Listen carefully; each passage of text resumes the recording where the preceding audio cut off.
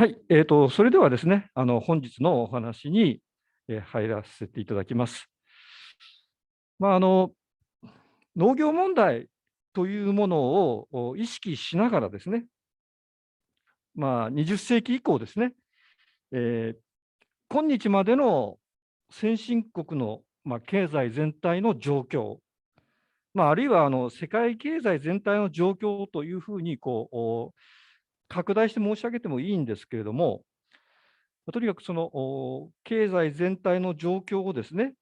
ちょっと全体を俯瞰してみますと、やや、グロテスクな状況が浮かび上がっているということを前回申し上げました。で、それはですね、具体的に言うとどういうことかというと、えーこれここに書いてますけれども、ちょっと待ってください。ここに書いてありますが、えー一方にはですね、大企業による工業などのですね、近代産業からなる、資本性セクターがあります。でところが、その対極にはですね、依然としてですね、家族経営的な、大企業と比べるとですね、非常に零細な規模の経営によって営まれている農業があるわけです。つまり、農民セクターがあるわけです。これらのですね、資本性セクターと、農民セクターの力の差というものはですね、歴然としているように見えるわけです。ただですね、こういった資本性セクターと農民セクターとはですね、全く没交渉に、お互い全く無関係に存在しているわけでは、ないということでした。それどころかですね、資本性セクターと農民セクターとはですね、お互いに、強く結びついているわけです。そして、結びつきながらですね、お互いに影響し合っているわけです。では、資本性セクターと農民セクターとはですね、どういうふうに結びついているのかというとですね、それは、市場を通じて結びついているということでした。そして、資本性セクターと農民セクターとがですね、結びついている市場はですね、通常5つあると、言われているわけです。それは、ここに書いてますが、農産物市場、農家購買品市場、金融市場、労働市場、そして土地市場であります。そして、こういう5つの市場を通じた農民セクターと資本性セクターとのコネクション、結びつきをまとめて表現する言葉として、接合という言葉があるんですよと、前回申し上げました。接合というのはですね、英語のアーティキュレーション、フランス語圏でもともと使われ始めたということでしたので、フランス語で言うと、アーティキュラシオンという言葉がですね、社会科学で使われる際の訳語としてですね、今日、定着してきているものであります。そして、資本性セクターと農民セクターとはですね、接合しながら一つの全体経済を形作っているわけであります。で、なおですね、この全体経済の中にはですね、農民セクターだけではなくて、その他にもですね、漁民セクターだとか、あるいは小さな商店、小商店のセクターだとか、といったですね、資本性セクター以外の諸々のセクターが入っています。こういう諸々の資本性セクター以外のセクターのことをですね、全体をひっくるめて非資本性セクターというと申し上げました。そして、そういった非資本性セクターの代表格がですね、農民セクターであるわけです。で、ある社会はですね、資本性セクターと非資本性セクターとが接合しながら作り上げている全体であるわけです。つまり、社会というものをですね、いくつかのセクターがくっついて、接合しながら成り立っているものと捉えているわけであります。で、そういった、いろいろなセクターが、重なり合って出来上がっている社会のことをですね、私たちは、ここに書いてあるように、社会構成体と呼んでいるわけです。資本性セクターと農民セクターに代表される非資本性セクターとはですね、5つの市場を通じて接合しながら、一つの全体、社会構成体を形作っているわけであります。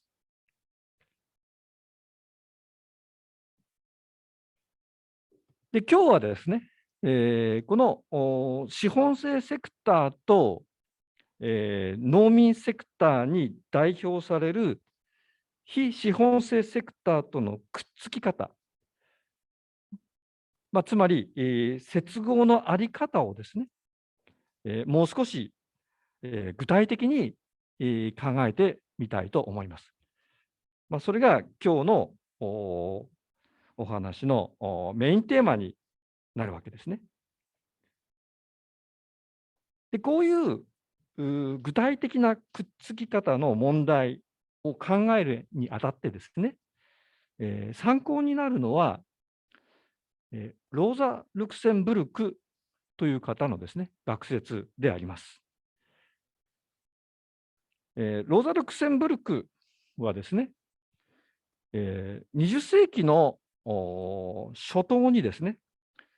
ドイツで活躍した、女性の思想家、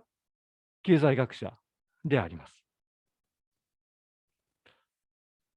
で、ローザ・ルクセンブルクが活躍した場所は、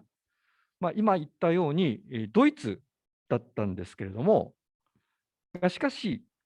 彼女が生まれた場所は、ドイツではなくてポーランドでした。ポーランドというのは皆さん、ご存知かと思うんですけれども、大国でこの時大国であったロシアとドイツの間に挟まれた小国でした。ポーランドの歴史というのはですね、したがって、そのロシアとドイツから圧迫を受け続けた歴史であります。これから説明しますように、このローザ・ルクセンブルクの理論にはですね、大国が小国を圧迫する状況を説明しようとするものがあります。このことはですね、ローザ・ルクセンブルクの生い立ちと無関係ではないというふうに私は思います。さて、このローザ・ルクセンブルクの主著、主な著作にですね、ここに書いてますが、資本蓄積論という本があります。この資本蓄積論は、1913年にですね、ドイツで出版された本なんですけれども、日本でも翻訳が出ています。日本で最初に資本蓄積論の翻訳が出たのは、1927年にですね、同人誌というところからでした。資本蓄積論の訳本はですね、絶版になっていた時期もあったんですけれども、最近はまたですね、訳本を簡単に入手できるようになっています。で、なおですね、このローザ・ルクセンブルクの理論はですね、東京農工大学にもいらっしゃいました、近藤康夫先生がですね、これまた先週紹介した農業経済論という本の中で、大変にですね、注視しながら紹介しています。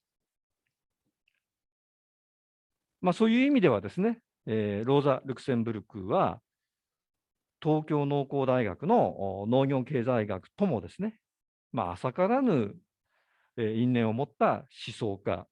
経済学者ということができると思います。ちょっと前置きが長くなりましたけれども、本題に入りますが、このローザ・ルクセンブルクの、資本性セクターを分析する際の、基本的なスタンスといいますか、基本的な姿勢はですね、資本蓄積論の最後の方に書いてある文章に集約されていると私は思います。そこで、その資本蓄積論の最後の方に書かれてある文章なんですが、ちょっと長い文章なんですけれども、これは大事な文章だと思いますので、ローザ・ルクセンブルクの学説を紹介する最初にですね、紹介したいというふうに思います。それがですね、この資料に引用してあります文章なんですけれども、今言ったように長い文章ですが、これを読み上げるということをしたいと思います。はい。で、始めます。はい。資本制社会は、普及力を持った最初の経済形態であり、世界に広がって他のすべての経済形態を駆逐する傾向を持った他の経済形態の併存を許さない一形態である。だが同時にそれは、一人ではその環境及びその培養土としての他の経済形態なしには実存し得ない最初の形態である。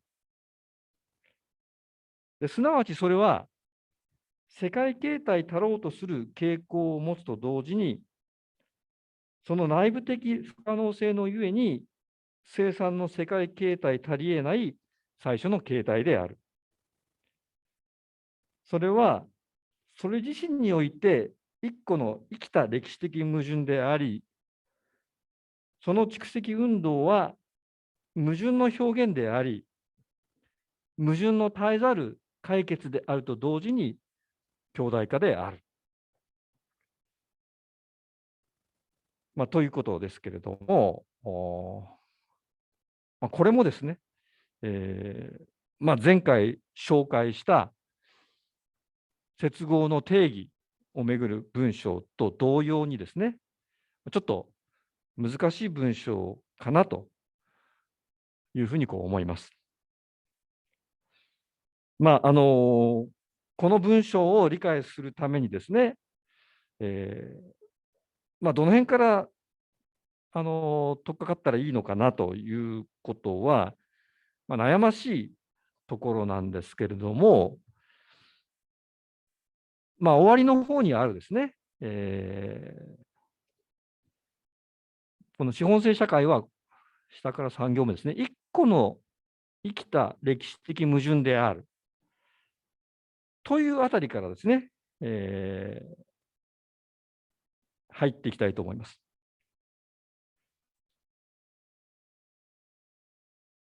では、ここに書いてある、その資本制社会の矛盾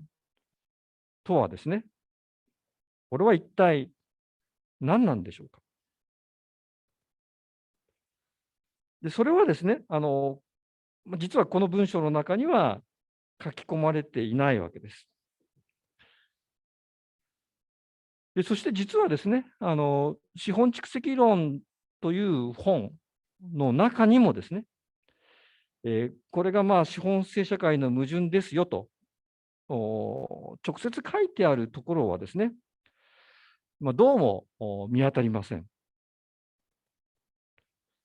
そこでですね、少しこの資本蓄積論から離れてですね、一般に資本制社会の基本的な矛盾として、どういうことが言われているのかということをですね、ここで紹介したいというふうに思います。で、一般にですね、資本制社会には基本的な矛盾があると言っている人たちはですね、資本制社会に大きく分けて2つの矛盾を見ています。なお、今ですね、私はその資本制社会には矛盾があると言っている人たちはとですね、少し、含みのある言い方をしました。それはですね、そもそも、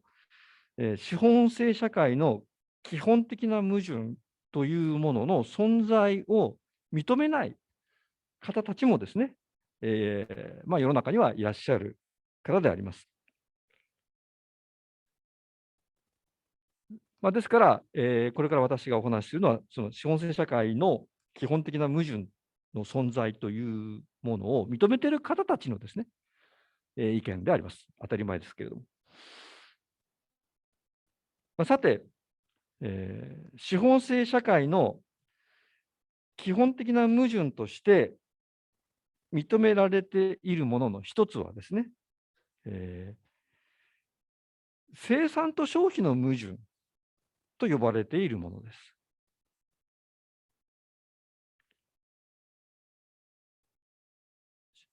資本制社会の一つの大きな特徴はですね、工業を中心に社会の中で生産されるものの量が拡大していく。そういう不断の傾向を持っている、絶えざる傾向を持っているということであります。資本蓄積という言葉がありますし、それはこの本のタイトルでもあるんですけれども、この資本蓄積というのはまさにですね、資本制社会では物の生産がどんどん拡大していく傾向があるということを表現しています。つまり、資本制社会の中ではですね、経営者、資本家が物を生産するために投下する資本を増やしながらですね、生産の規模をどんどん大きくしていく、生産する規模を拡大する傾向があるわけです。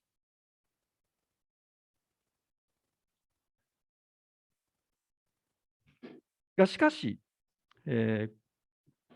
ここで考えなくてはいけないことは、何のためにですね、生産は拡大するのかということであります。これ、商品、物の生産は、結局のところはですね、これは全く当然のことなんですけれども、人々のですね、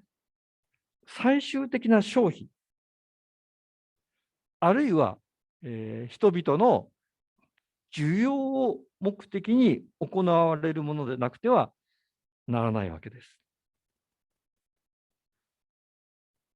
人々の最終的な消費、あるいは需要がなければですね、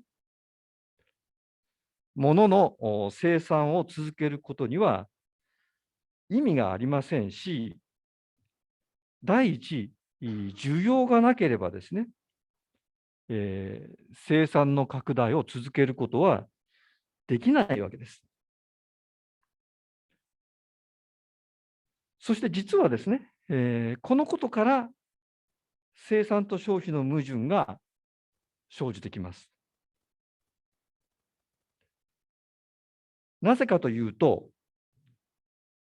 資本制社会ではですね、物や商品を生産する活動は、一方ではですね、儲けを大きくするために、どんどんとですね、大きくなっていく傾向、拡大する傾向があるわけです。ところが、その一方ではですね、資本制社会で物や商品を生産する活動は、結局のところはですね、人々の消費に条件付けられて制限されているわけです。物や商品の生産はですね、工業を中心に儲けを増やすために、どんどん拡大していくんだけれども、その生産はですね、結局のところは、消費に条件付けられて制約されているわけです。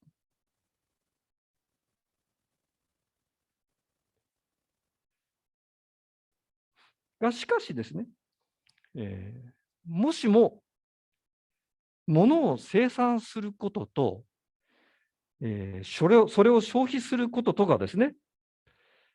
ほぼ同じようなテンポで増えていくとするならば、どうでしょうか。そこには何の問題もないわけですね。そこで、実際そういうことをですね、主張した経済学者がいます。いっぱいいます。そういう経済学者いっぱいいます。で、しかし、そういう経済学者たちの出発点といいますかね、先駆けには、この18世紀から19世紀にかけて活躍したですね、ジャン・バティスト・セイという経済学者がいます。セイはですね、今日、ここに書いてます、セイの法則として知られている、反路説を唱えました。この正の反路説というのはですね、生産は必然的にですね、それに見合う需要を生み出すという主張であります。つまり生産と消費がですね、同じテンポで増加しているという、まさにそのことをですね、正は主張したわけです。つまり、正によるとですね、生産が需要を生み出すわけですから、そこにはですね、先ほど言った生産と消費の矛盾というものは、最初から存在していないわけですね。性によると、消費に対して過剰な生産というのは元から存在していないわけです。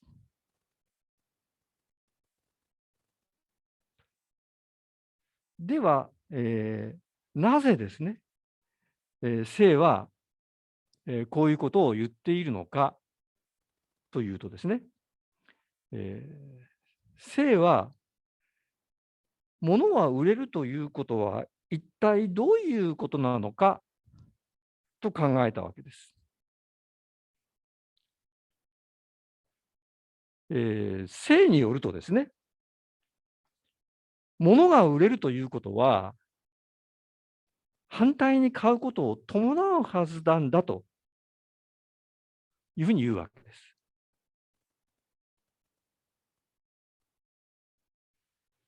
例えばこの、スライドですね。スライドで、商品 A を持っている人は、商品 B を持っている人に商品を売る。同時に、それはですね、商品 A を持っている人が商品 B を持っている人からこの商品 B を買うことなんだと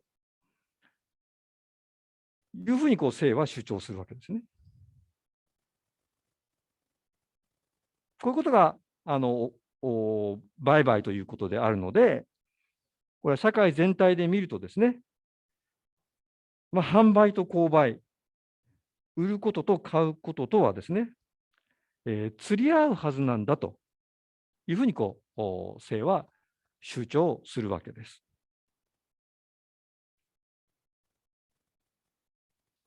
どうでしょうか。皆さん、これ納得できますでしょうか。はい、この性のですね、主張のおかしなところっていうのは、じゃあ、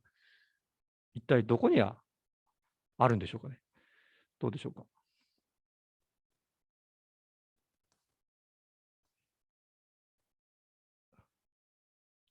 皆さん分かってらっしゃるかもしれませんけれども、言いますと、答えを言いますと、実は性の議論が当てはまるのはですね、これは物々交換の世界なんですね。私が何かメガネを持っててですね、あなたたちが持ってる筆箱と交換しましょう。これが物々交換ですね。で、この物々交換ではですね、確かにですね、物を売ることと買うことというのはですね、これは同じその交換の過程を、別々の観点からですね、私とあなたの観点から立場を変えて見ているに過ぎないわけです。ですから、物々交換ではですね、確かに、販売イコール購買ということができるわけですね。しかし、実際の商品流通ではですね、どうでしょうか。物々交換ではありませんね。物々交換と何が違うかというと、貨幣、お金がですね、間に入ってくるわけです。で、実際の商品流通ではですね、商品を持っている人は、まずですね、その貨幣、お金と自分の持っている商品を交換します。ですから、このメガネはお金とまず交換するわけですね。これがつまり販売であるわけです。で続いて、このメガネを売った人はですね、メガネを売って手に入れた貨幣、お金をですね、自分が欲しい商品と交換するわけです。皆さんが持っている筆箱とですね、お金を交換するわけですね。これがつまり、購買ですね。買うということです。ですから、商品流通の中に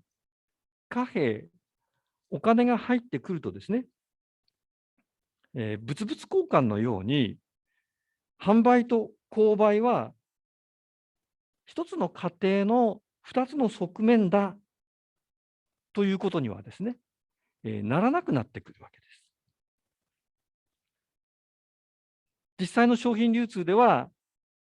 お金が入ってくると、販売と購買はですね、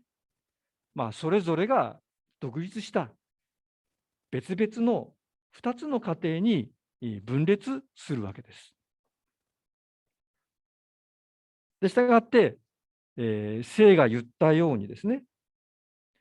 売ることと買うことは同じことなんだから、作ったものは必ず売れるはずなんだということはですね、貨幣、お金が間に入ってくるとですね、販売イコール購買ということは言えなくなってくるわけです。実際ですね、えー自分の商品を売って手に入れた貨幣、お金をですね、これは物を買う、すぐに物を買うことに使ってしまわないで、貯めておく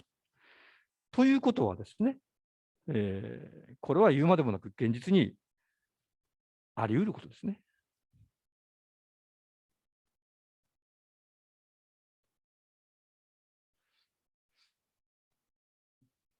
こういうですね、その性の議論の奇妙さというのはですね、これは言われてみれば当たり前のことのように見えるわけです。つまり、商品流通の中に貨幣、お金が入ってくると、販売と購買が2つの過程に分かれるというのはですね、これは、当たり前のことであります。がしかしですね、この点をはっきりと指摘しながらですね、性の法則の奇妙さを明確に暴くのに、実はですね、人類の知性は半世紀の時を必要としました。なんかおかしいなというふうに言ってる人はいましたけれども、明確にですね、このことを私が今言ったような形でもって、指摘するためにですね、人類は半世紀の時を必要としたわけです。性の議論をですね、最初に明確な形で批判したのはですね、これは以前から紹介しております、カール・マルクスであります。がしかし、マルクスだけではありません。ジョン・メイナード・ケインズというですね、有名な経済学者をご存知の方も多いと思いますけれども、このケインズはですね、実にその1930年代になってもですね、まだこの性の法則をですね、真剣に検討して批判しています。雇用利子及び貨幣の一般理論というですね、有名な本の中で、この性の法則の批判をやっています。ということは、性の法則、あるいは、性のようなものの考え方がですね、100年以上経たケインズの時点でもですね、まだ、社会の中で影響力を持っていたということであります。こういうふうにですね、経済学の理論というのはですね、これ一見すると、どんなに奇妙なものに見えようともですね、ある特定の社会階層の利益と結びつくと、社会の中でいつまでも強い影響力を持ち続ける場合があります。性の法則はですね、その典型と言えるでしょう。ですが、21世紀の今の時代に流行っている経済理論もですね、実は数十年後には、馬鹿げた理論として相手にされなくなるということは、十分にあり得ることであります。それが一体何のことを言っているのかということは、ちょっと個別に、聞いてください。はい、関心のある方は個別に聞いてください。ともかくですね、こういった、性の法則に対してですね、先ほどの生産と消費の矛盾の存在を主張する人たちはですね、物の生産の拡大する速度は、工業を中心に、極めて急速なんだけれども、しかし、それに対する需要の伸びはですね、仮に多少は伸びるにしてもですね、生産の拡大には到底追いつかないというふうに考えます。そして、その結果としてですね、物の需要に対して生産が過剰になる傾向、つまり過剰生産の傾向が慢性化するとを考えるわけです。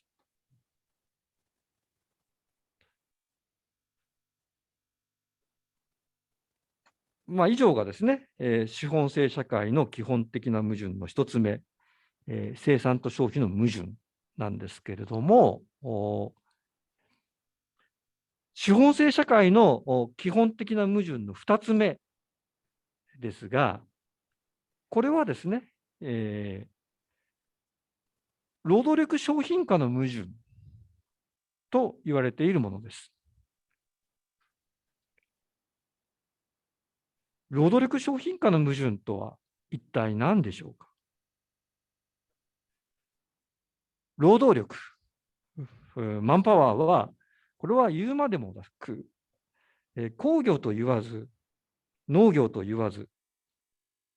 生産活動を行うためにですね、非常に重要な生産要素です。そして、資本制社会では、工業を中心に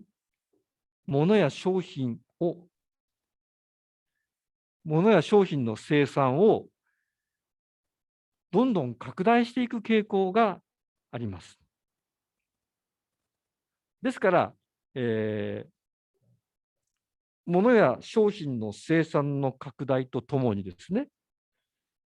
資本制社会では、当然のことですけれども、より多くの労働力を必要とするようになるわけです。労働力もですね、これも一つの商品ですから、企業はですね、生産の規模の拡大に伴ってですね、労働力を労働市場でどんどんですね、買い入れたいわけであります。しかし、私は今、労働力も一つの商品だというふうに言いましたけれども、労働力はですね、商品ではあるけれども、極めて特殊な商品であります。これはなぜでしょうか。何よりも労働力はですね、人間、そのものなわけですね。これは単なるものではないわけです。ですから、労働力はですね、非常に重要な生産要素であるにもかかわらずですね、これは社会にとって必要なんだからといって、これは自由勝手に作り出すことはもちろん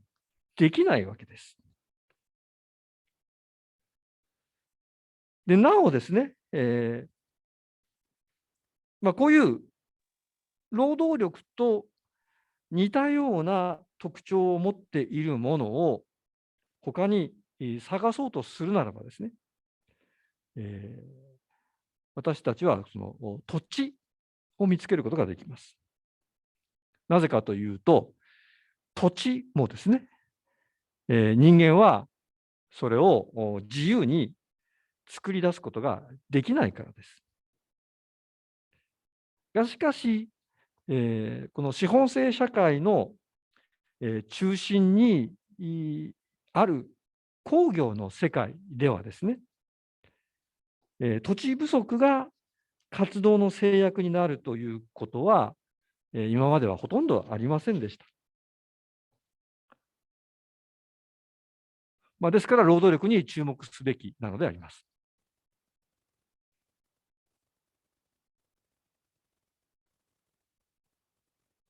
さて、私はですね、今日これまで資本制社会の基本的な矛盾ということをですね、2つお話しいたしました。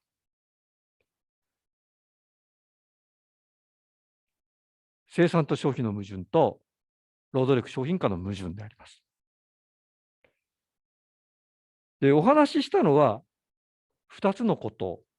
なんですけれども、実はですね、今言った2つの矛盾の根っこにあるのはですね、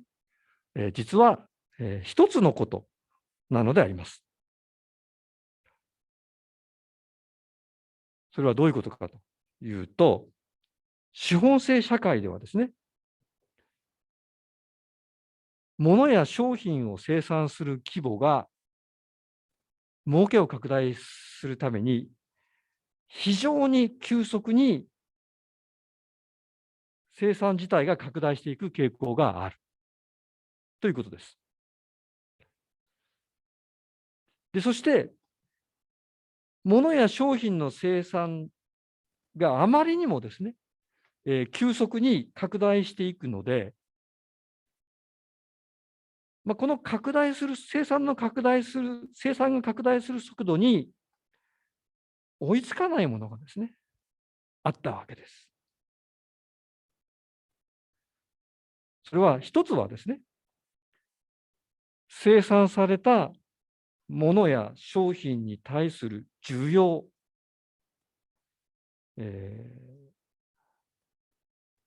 販路、売り先の拡大が追いつかないということでした。そしてもう一つはですね、これは重要な生産要素である労働力、マンパワーの供給が追いつかないということでした。しかし、その需要の拡大が追いつかないからしょうがないということにはなりません。また、労働力の供給が追いつかないからしょうがないということにもなりません。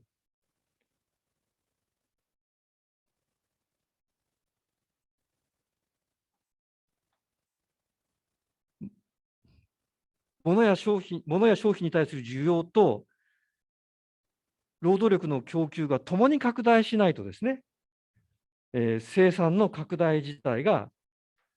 不可能になってしまうからであります。資本制社会は生産を拡大し続けて儲けを増やしていかないと成り立たない社会であります。ですから、商品に対する需要の開拓と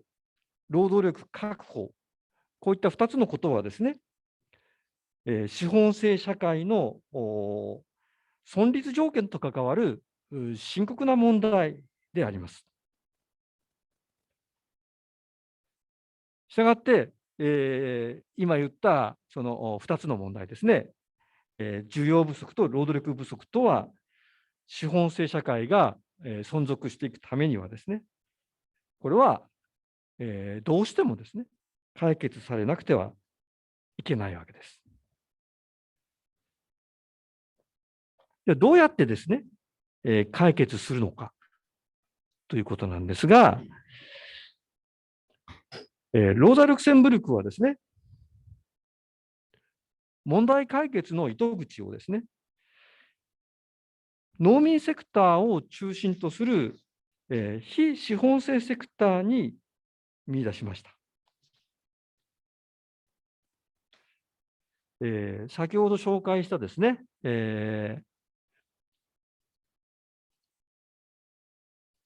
この文章の中でですね、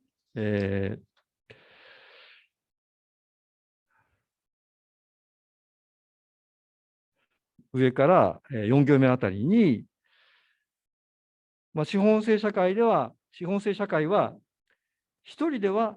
その環境及びその培養土としての他の経済形態なしには実存し得ない最初の形態であると言ってるのはですね、今私が申し上げたようなことであります。つまり、資本制社会というのは、非資本制セクターが周囲にあって、非資本制セクターによって取り囲まれている。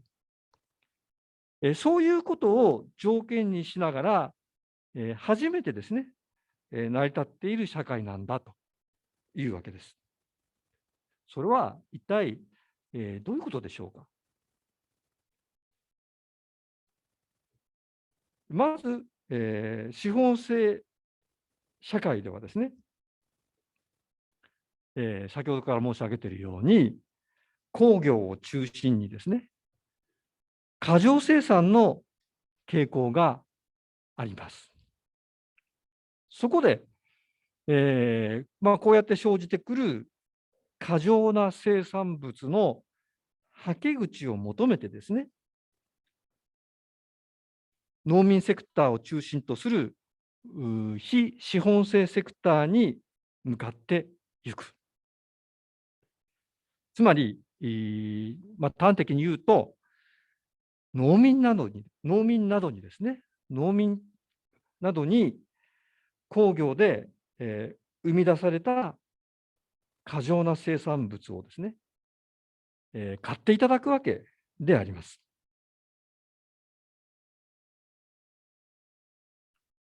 それが一つの矛盾の解決の仕方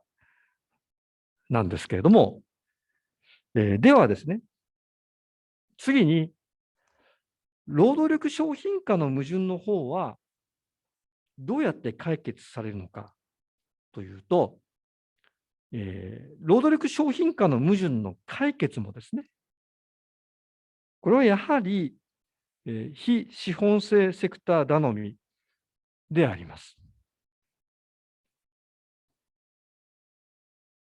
なぜかというと、農民セクターを中心とする非資本制セクターには大量の労働力がいるわけです。日本はもう農家さんに労働力はいなくなってきましたけれども、視野を広げてですね、先進国だけではなくて、国外のですね、途上国にまで目を向けるとですね、そこには、ほぼ無尽蔵と言ってもいいほどの労働力がいるわけです。そういった、農民などの労働力をですね、農業などから切り離して、資本制社会の工業はですね、自分の労働者として使うわけであります。では、どうやってですね、農民などの労働力は農業などから切り離されるのでありましょうか。それがですね、何回か前にお話しした、本源的蓄積の過程であります。本源的蓄積を通じてですね、農民などの労働力は農家などから切り離される。つまり、一つにはですね、これも以前お話しした農民層分解を通じて、つまり、農民同士の競争を通じて、土地から切り離された、大量の労働力が生み出されるわけであります。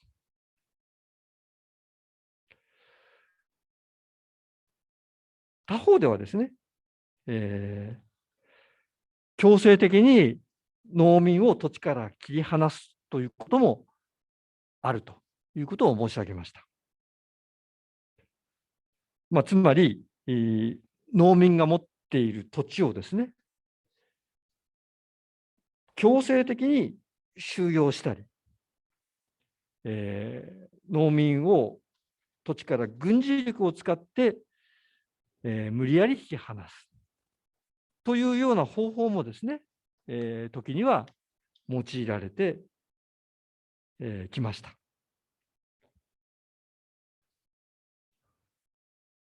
ここでですね、ルクセンブルグの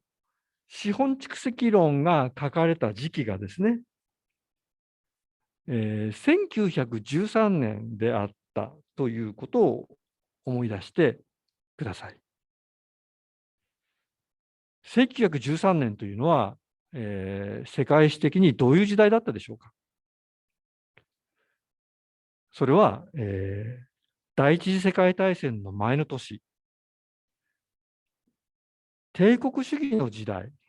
と言われる時代です。列強と呼ばれる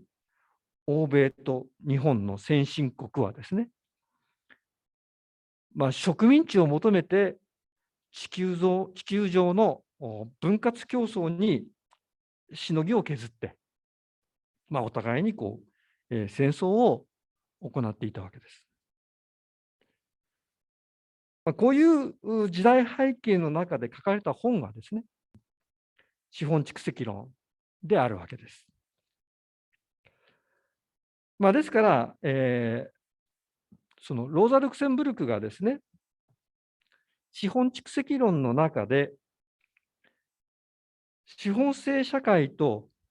非資本制セクターとの間の関係として語っていることはですね、これは、かなりの程度まで一方の列強先進国と他方の植民地との間の関係としてですね、置き換えることができるわけです。列強の先進国がですね、植民地の農民を土地から切り離すためにですね、時に軍事力が使われたということであります。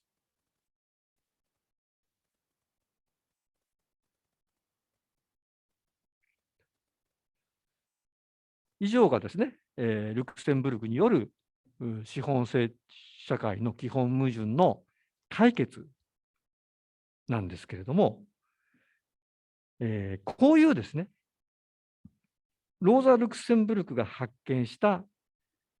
資本制社会の基本矛盾の解決方法はどうでしょうか。実は、それ自体ですね、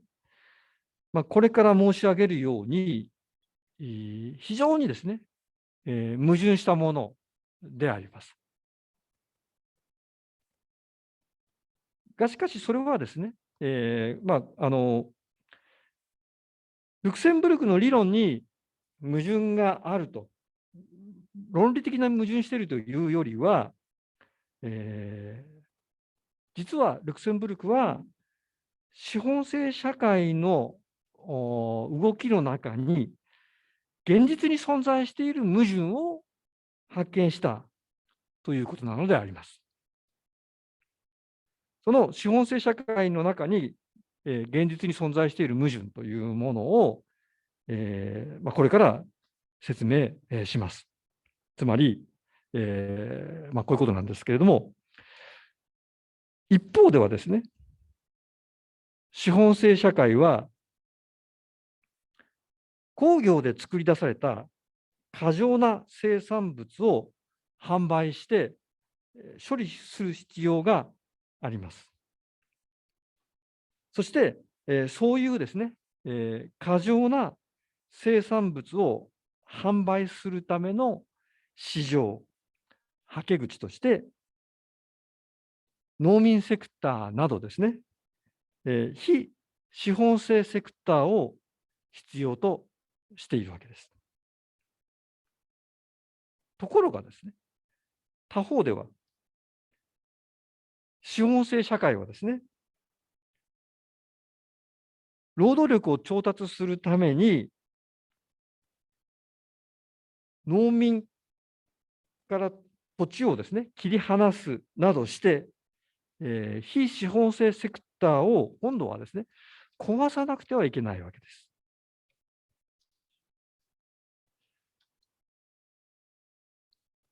資本制社会の先ほどから言っている2つの矛盾をですね、共に非資本制セクターで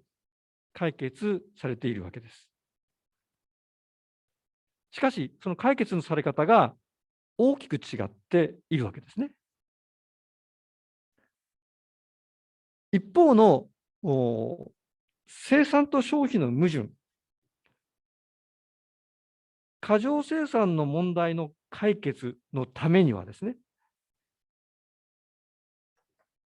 非資本制セクターや農民の存続が前提です。買ってくれる人がいないと、生産と消費の矛盾というものは解決されないわけですね。つまり、資本制セクターは農民や非資本制セクターにですね、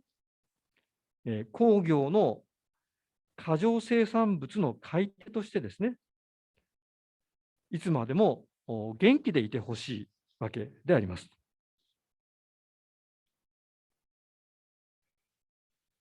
ところがですね、それとは全く反対に、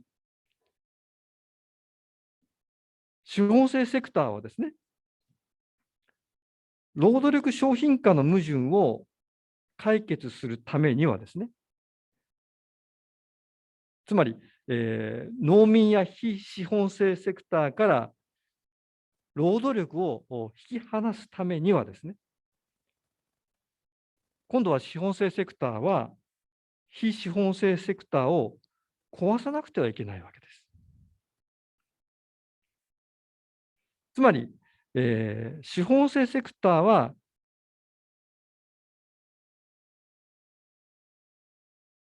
一方ではですね、非資本制セクターを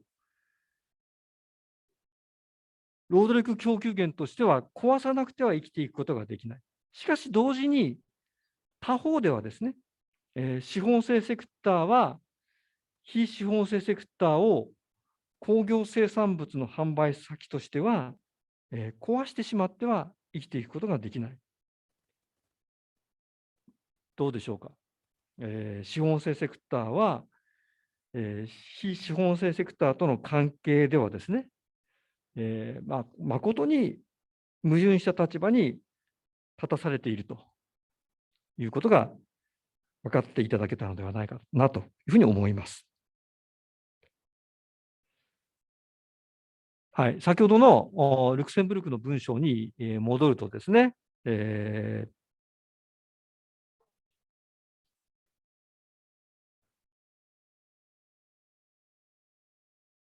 下から6行目ですけれども、こういうふうに書いてあるわけですね。資本制社会は、世界形態たろうとする傾向を持つと同時に、その内部的不可能性のゆえに、生産の世界形態足りえない。こう言ってるのはですね、まさに、今私が申し上げたようなことを言っているわけであります。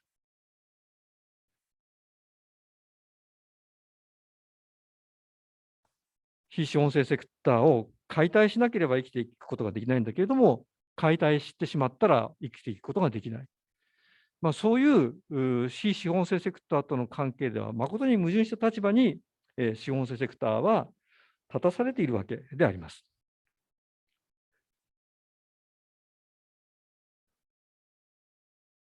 はい。で、本日はですね、本日、農業が、資本性的な企業によって営まれることになかなかならないことから農業問題が生じてくるんだけれども、その結果ですね、経済全体が資本性セクターと農民セクターを中心とする非資本性セクターとからなる、社会構成体として捉えられること。で、その社会構成体の中ではですね、資本性セクターと農民セクターとはですね、5つの市場を通じて、接合していること。そして、この接合の具体的なあり方としてですね、ローザ・ルクセンブルクの1910年代の植民地期のですね、議論を見ました。でなおですね、このローザ・ルクセンブルクの議論は、先ほど紹介した5つの市場の分類によるならばですね、これは労働市場と、それから農家購買品市場に焦点を当てたものであったということはご理解いただけるではないかなというふうに思います。生産と消費の矛盾は農家購買品市場と関わる問題でしたし、労働力商品化の矛盾はですね、労働市場と関わる問題でありました。